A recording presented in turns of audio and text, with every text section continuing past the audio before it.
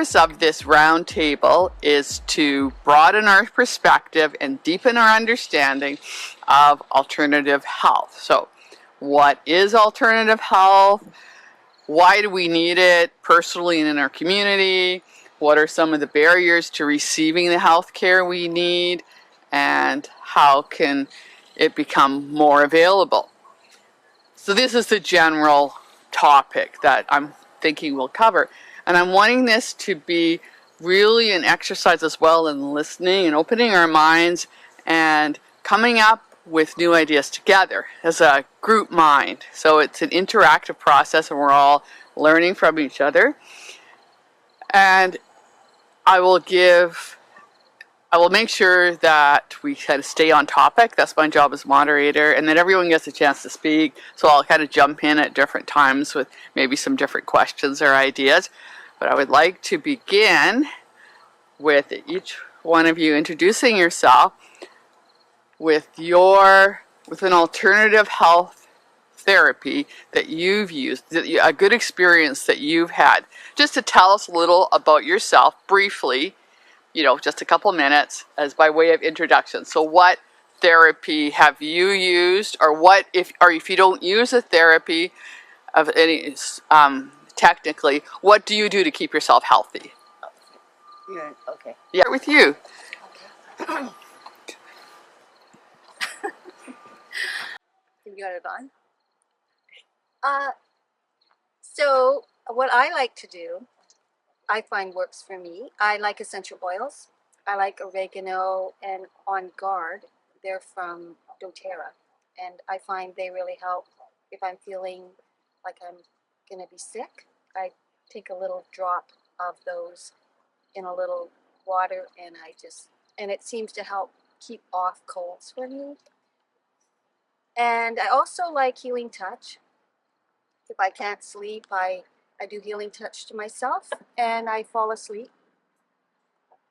And that's all I can think of right now. That's great. And I already, my ears are perked at the idea of some little drops that I could take to, fight off colds, make me healthier, and also something that could help me sleep. So you've started us off well, Loretta. Now we'll move on to Johanna. Yes, my experience with alternative health that really impacted me was at the beginning of COVID. I knew that I had done something to my toe, probably broken it, but I didn't want to go into the hospital emergency because of all the worries about COVID. And someone said that the chiropractor that was just on my street, on the highway, did x-rays before she initiated treatment. So I thought, well, I'll go for that. And sure enough, my toe had been fractured. I did know that there's not much you can do with a fracture anyway, except be careful not to bang it again. But she took an x-ray of my spine and showed me that, in fact, there was something going on. I saw it. It was visual. The spaces between my vertebrae were all equal except for at a certain point that it was like this. And she said that was my L4, very common for women after 40. And that if there's anything I could take away, it was not to bend backwards because that would just push it and a nerve could get caught in there. So I listened and learned that every opportunity I could bend forward and just ease and not correct, but not make it worse. And do you know that changed? Just seeing that visual and having an explanation why maybe sometimes I did have nerve pain down my legs. And it threw me into this daily routine of stretching and bending over. And now it started with Linda Jones, but I conduct and celebrate movement with as many friends as want to be part of it.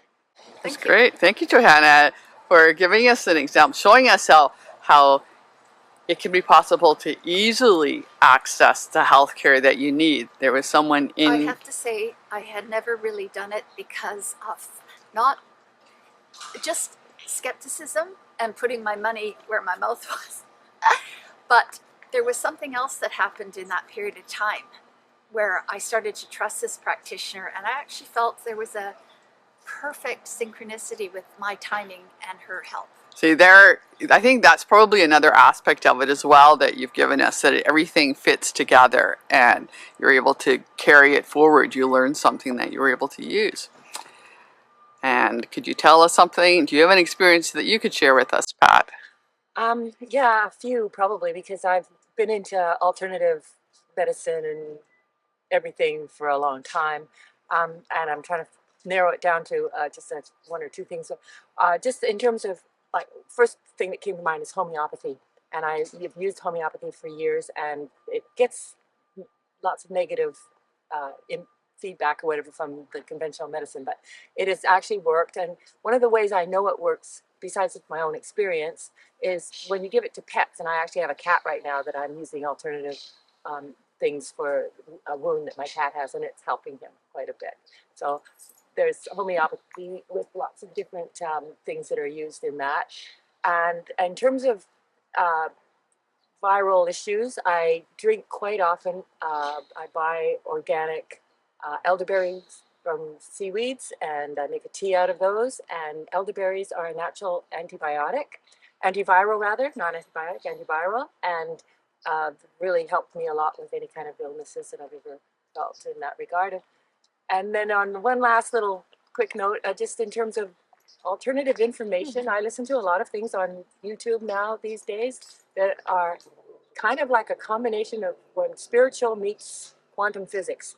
And these people that are just some new information with all the new technology and their new capacity of ability to be able to use their technology to look at the brain and the mind and the body and all of these amazing things. And that's pretty alternative to them. So that helps in lots of ways as well, including health. Yeah, perfect. Yeah, that's very exciting that to know, that there's so much happening. And as a comment on your use of homeopathy, I experienced that effectiveness myself when I was at your place recently, and I had a bee sting, and I can get really bad reactions to bee stings. And you were right there with your Apis and Arnica. Apis mellifica, yeah, and Ledum, not Arnica. Okay, and and I was so relieved and so happy that I had no reaction to the bee sting because of that. I mean, yeah. So test. There's a testimonial for you there. And Marilyn, we'd like to hear from you as well. Hi, I'm the only one that's going to say my name. Nobody said their name. Hi, I'm Marilyn Browning.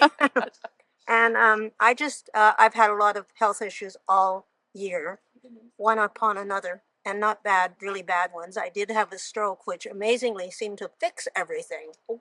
My doctor's still shaking his head about that one. And he said, "You're the only person I know that's had a stroke that fixed things." But I just finished a book by a Dr. Gilbert Welch, who's out of Dartmouth University, Dartmouth Medical School. And the book is called Should I Be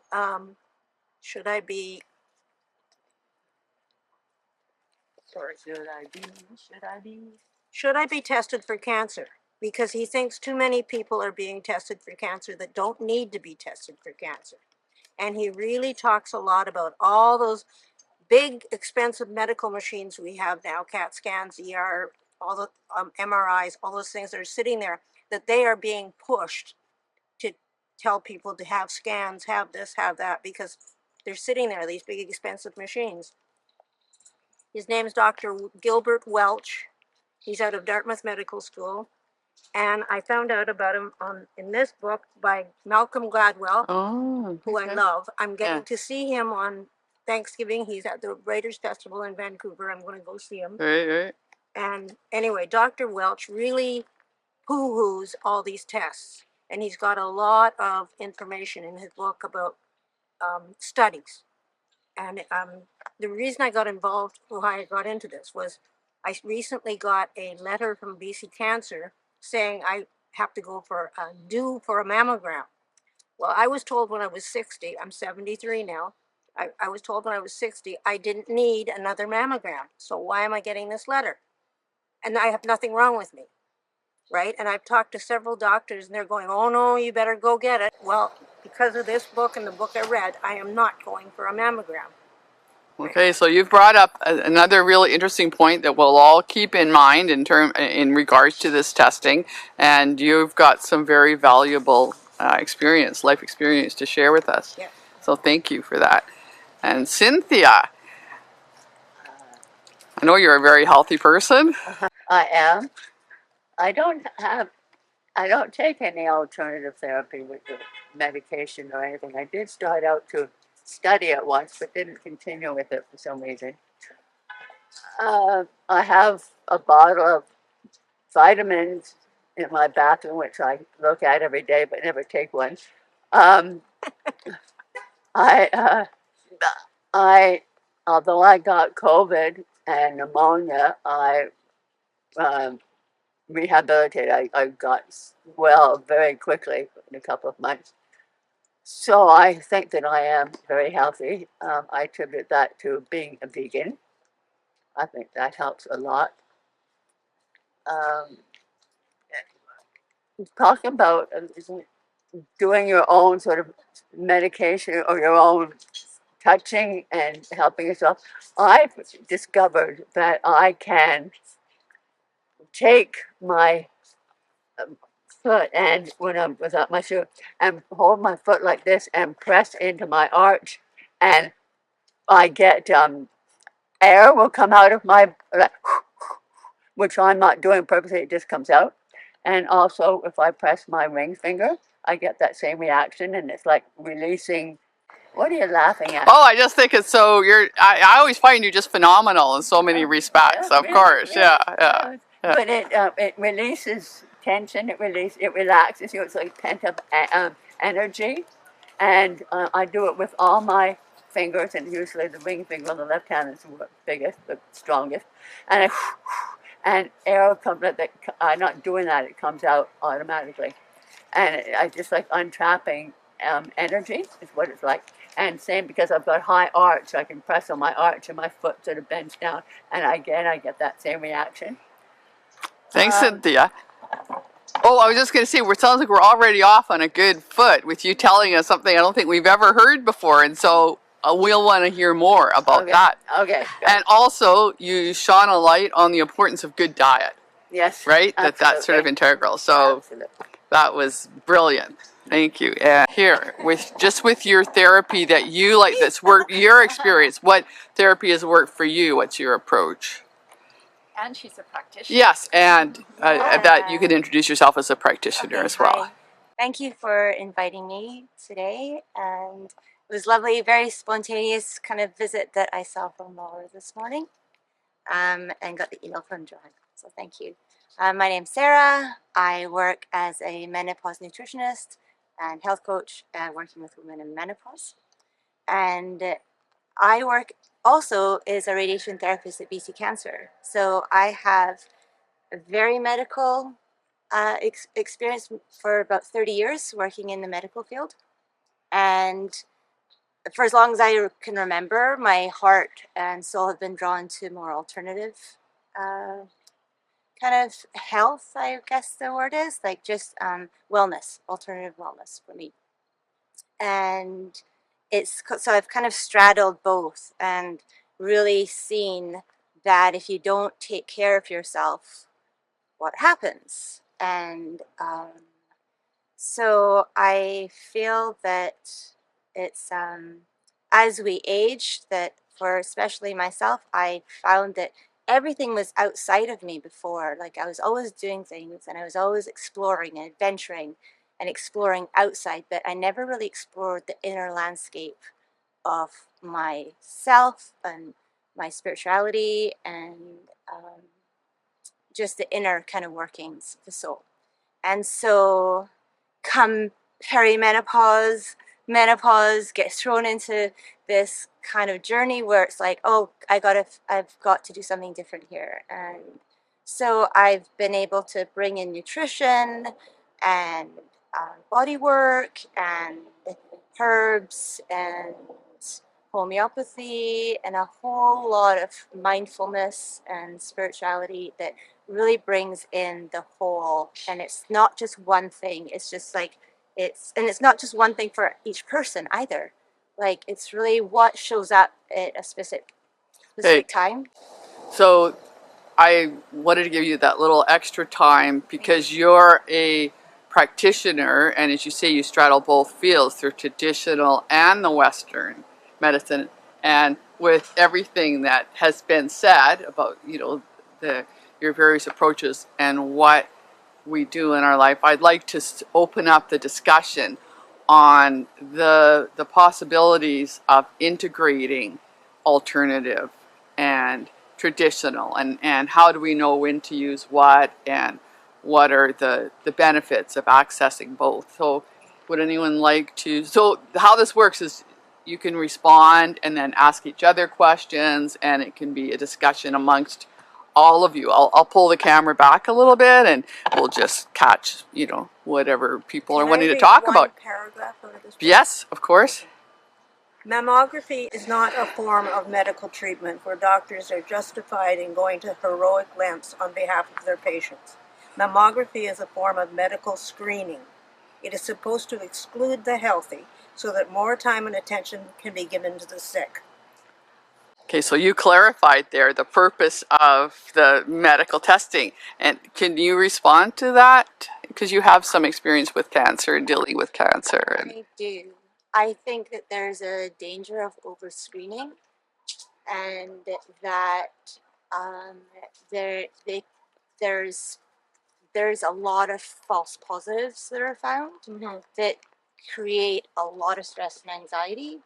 And sometimes that is justified, that yes, screening is important and it can be, early detection is important, but I think the number of false positives that are found don't really justify the amount that we do test.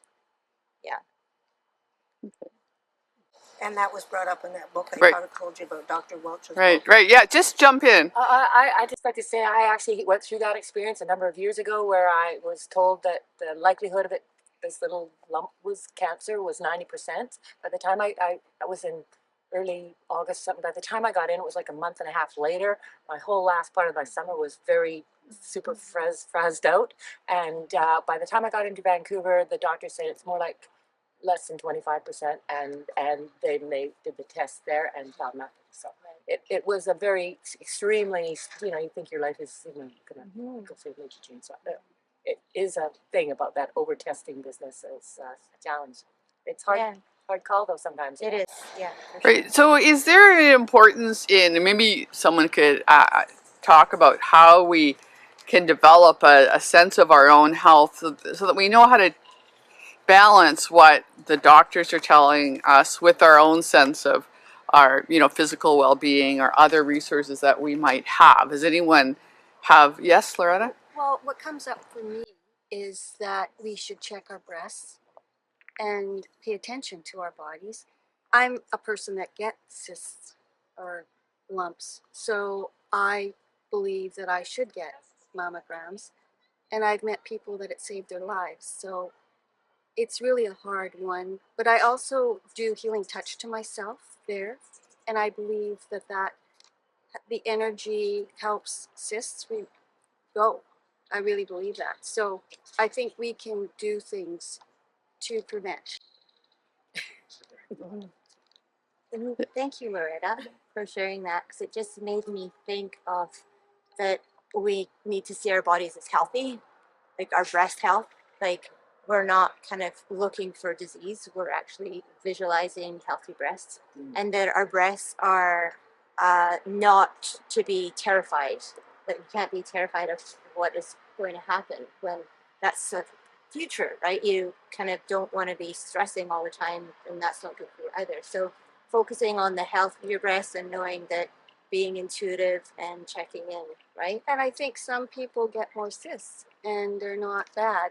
And that work and knowing about healing touch, again, I really believe in it, really helps the energy move. And so I believe that stagnant energy is part of the problem in our bodies, is making the balance of our energy. And like, even I remember a physiotherapist, I think she was this person we knew, both of us knew, was in a car accident and she was hit. So she actually told me we could do healing touch and balance her energy around her. And once their energy, because her energy had been pushed back, which it was really interesting because I'd never heard this before, but I believe it now. and that we helped her energy balance so that her body could heal faster. So it's just being aware of the energy force or the energy field in our body is really beneficial. Oh, so you've had a literal hands-on experience Yeah. with that. It's something that you feel and know and trust, and it's empowered you. And I'm wondering if this whole idea of empowered with your health. Yeah, Johanna. I just, I'll try to move with your question, but I was thinking about the actual mammogram, how really horrible it is. You know, they throw you up and then squish you, and like to me, I'm always wondering if the treatment is worse than. However, I also know people who were saved by that, and I had a false negative, a positive too. So awful, like so devastating. And they redid it, and it was fine. So yes, I did get that notice too, and I questioned it.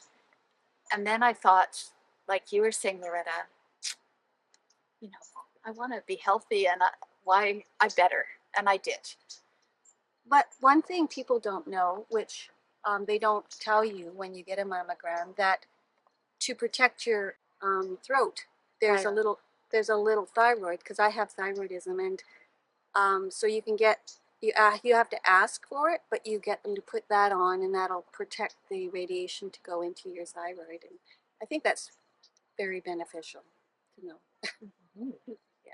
Well, because my mother had a breast removed back in the 40s, my sister and I are always being harassed by doctors about any kind of little lump or any kind of cyst, right? And she never had anything after that. Right? So what others might see as timely intervention, you're seeing it as harassment. In a way. Yeah, well, and it's okay. So we have feelings about. We all have different feelings about health and doctors and alternative health and what we put our trust in. And how do we? But they also do that with colonoscopy. How did I say it wrong? Colonoscopies, right? Yeah. People get those just to make sure, because sometimes that's a family thing. And I mean, I kind of think better safe than sorry myself. I think is there ways, like, if you're gonna do that, and we know it's crummy to get radiation in us, but is there something we can do that can counteract it? I'm not sure. Well, I was reading that in Japan now they're retraining Japanese women to use their hands. They're retraining nurses. Instead of more mammograms, they're retraining nurses to feel for lumps. Wow. Right. Yeah. Well, that's And speaking of colonoscopies, I was with a friend recently, and she said that her friend, so this is third hand, but she said it happened only a few months ago that this friend's husband, every medical procedure comes with risk. He went in for a routine colonoscopy and died on the table because they couldn't stop the bleeding. The guy, it wasn't the bleeding actually, somehow gas got into his body and blew up from that. So, I thought colonoscopy was a very minor procedure, very, very safe, and it probably is because the doctor recommends me because of my family history to have one every year. My doctors decided I don't need it. So he said, you can't have it anymore. But, I was amazed that these things do happen. Each procedure is not without risk. Okay. Were you going to respond? Yeah, I was just going to say, when we talk about breast health, there is a method that looks at breast health that we can do that's not radiation and it's not harmful. It's called thermography. And it's not a diagnostic tool because it doesn't diagnose. But what it does is that it looks at the temperature difference in the breast, and it's done by camera, by a heat sensor. And so the only thing is it's not covered, so you have to pay money for it. But it can be used to detect issues far sooner than a mammography can. And but it's not used as a diagnostic tool, so you can't diagnose anything from that. It's used as a kind of indicator.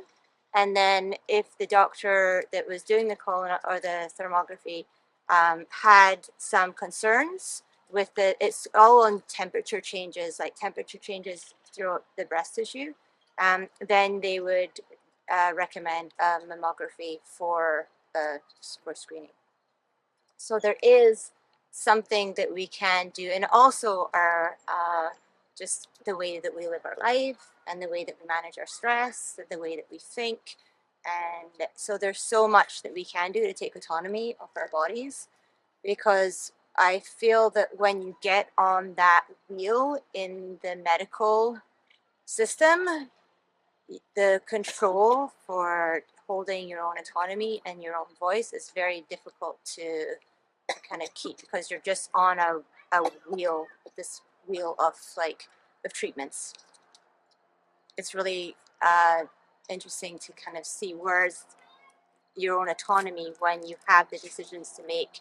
You can make those decisions from a place of really knowing what your body needs. Do you do classes, or is there a course on learning how to be that way? You know, it's fine to say that we should take care of our bodies and have autonomy with our health, but that takes a certain knowledge and understanding of your own body, and I think that needs practically to be taught. Yeah, well, I hear what you said. Mm-hmm. There, I think for me, it's without all the knowledge and without, it's just the inner wisdom of that we are taught to look outside for health. Like we're taught to go to our doctor at a young age, and the medical system is amazing for acute problems, but not for chronic. And there is a band-aid solution in the medical system, and it is absolutely invaluable, but it's not, we're not knowing how to deal with chronic issues, and chronic issues are becoming more and more and more prevalent in our society. Exactly. But how do people have these issues? Where do they go to figure out how to look after them? That is a really good question. I'm going to turn the camera over a little bit just to give Johanna and Cynthia an opportunity to jump in here a bit regarding how important is it for people that they have access to this.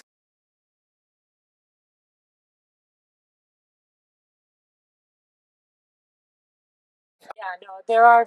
It is part of the plan now, the medical plan, to be able to. Oh, But it is true. The doctors do not want to give you. no. I go to a doctor to get medical prescriptions if I need one, or a referral. But in terms of advice, I quite often will listen to what they say and then do my own research, or go to a naturopath, or just checking it out myself as much as I can.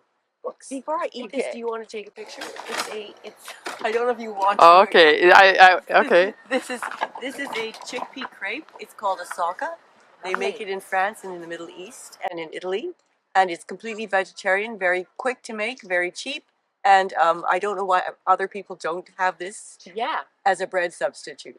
Wow. So once I discovered it, many of my friends have asked me about it, and I don't normally eat it this way, but my son happened to make a lot of whipped cream and eat, so I'm eating it this way. And last night I had it with an orange that I added a little bit of maple syrup to and a tiny bit of rum, and it was just fantastic. Fabulous. Usually I use it as a savory with cheese or vegetables. So we'll be having nibbles after? Is that what you're saying? It's my breakfast.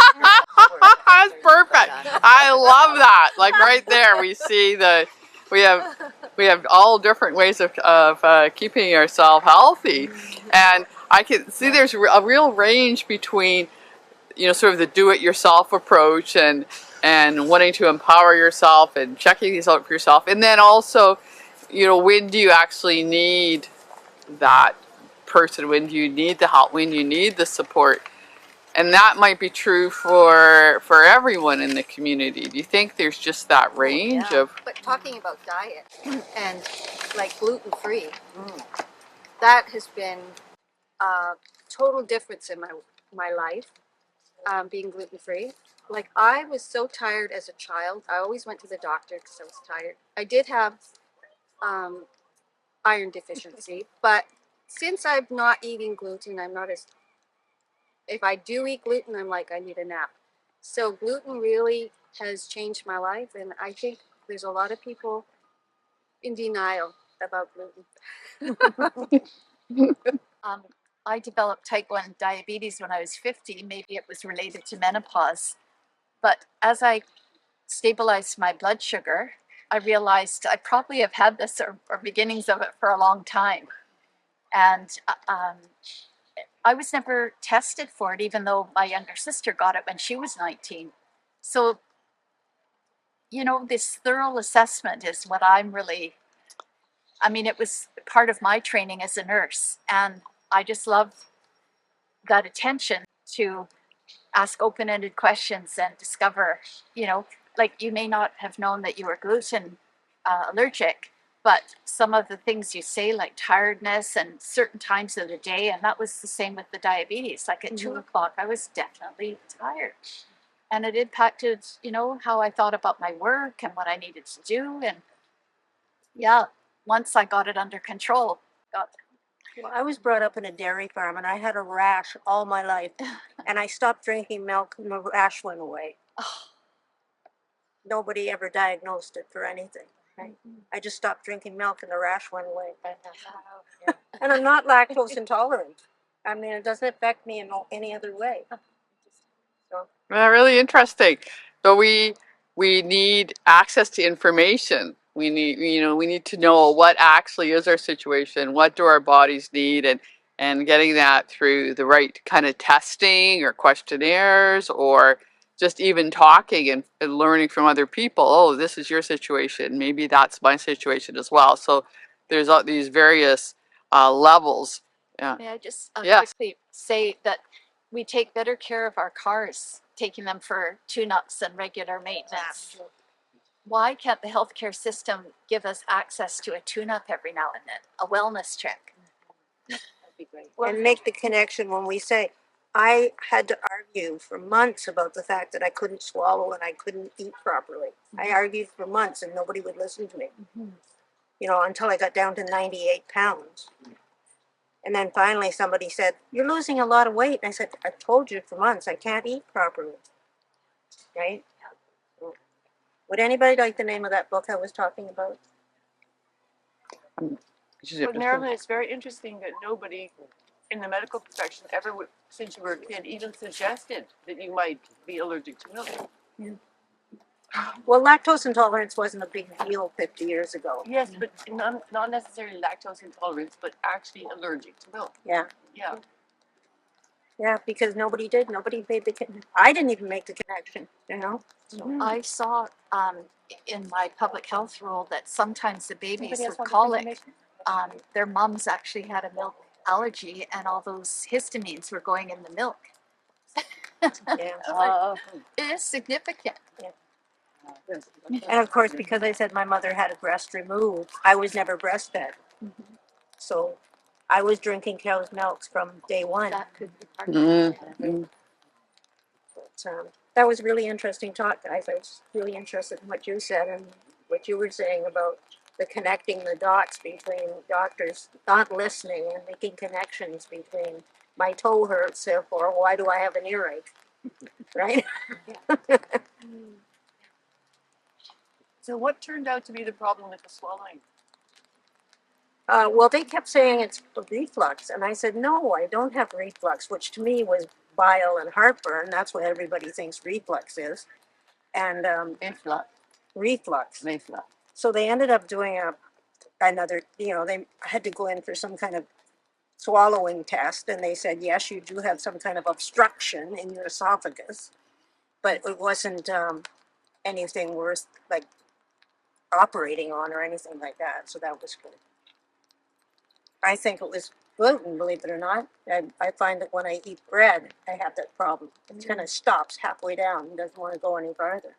Well, I heard from a woman, she's a nutritionist or something.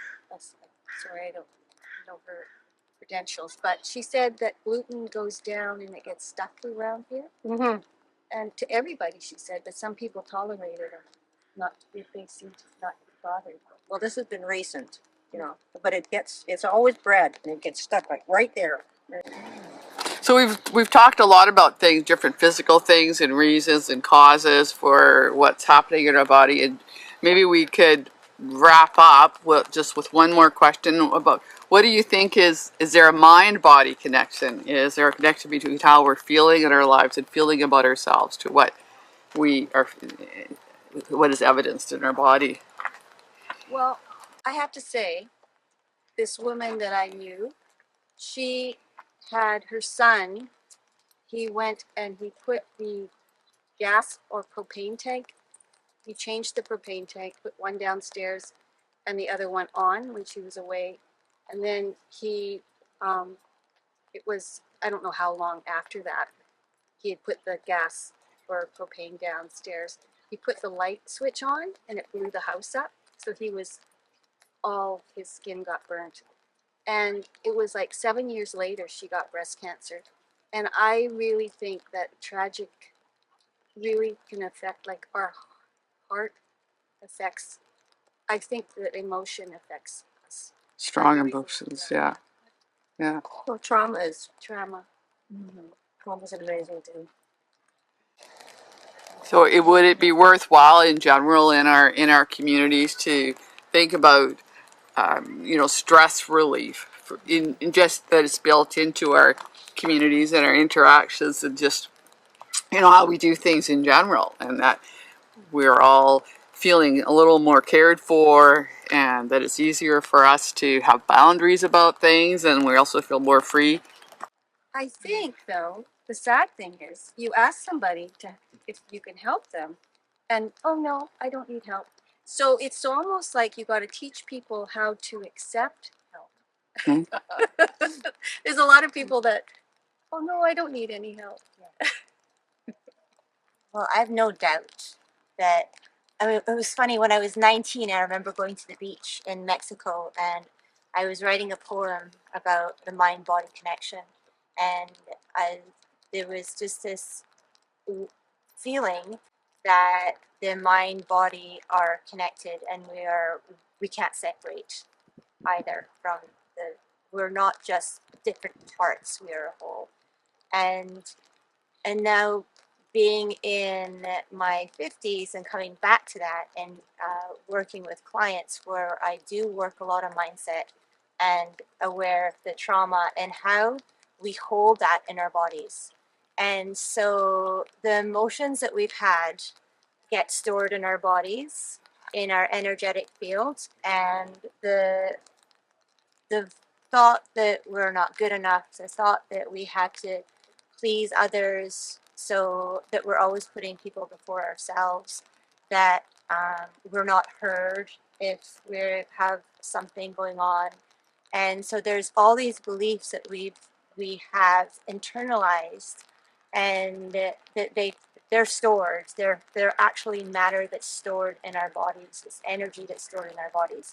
And so when we suppress that, because we weren't allowed or able to express our feelings when we're younger.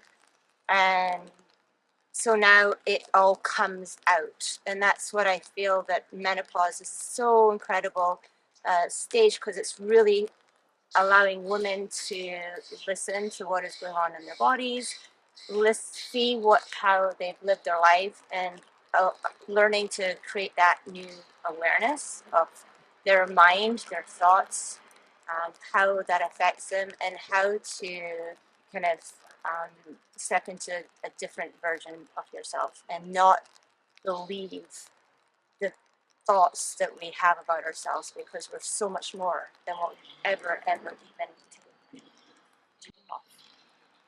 So basically, you're saying that menopause is an opportunity for a remake. It is, absolutely. I'm going to close on that note.